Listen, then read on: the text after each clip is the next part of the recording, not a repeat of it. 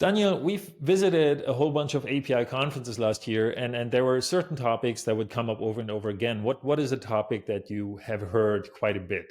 I was asked very many times about API lifecycle. So releasing an API is easier, and people seem to struggle how to change and maintain an API over time. Yeah, and I think, like you said, releasing is easy, and sometimes people just see it as a side product, and then it becomes this thing that is not very well managed. And I think this whole trend towards API products means that people start thinking about APIs as products more and how they can manage them better as products.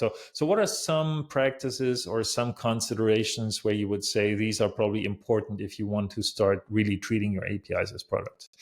And well, you should think about what compatibility means in your context, so what clients expect, what transition times are, how you can decouple your releases from your client software maintenance releases. And then there's some patterns like to production, which can help you to achieve this.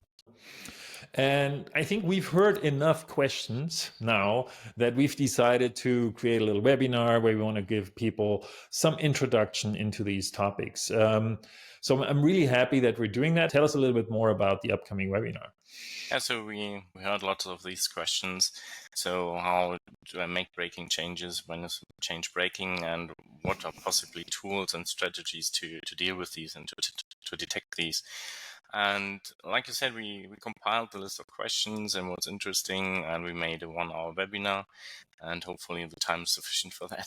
And then we have a short Q&A session afterwards. And I think it's going to be interesting, and I'm very much looking forward to it.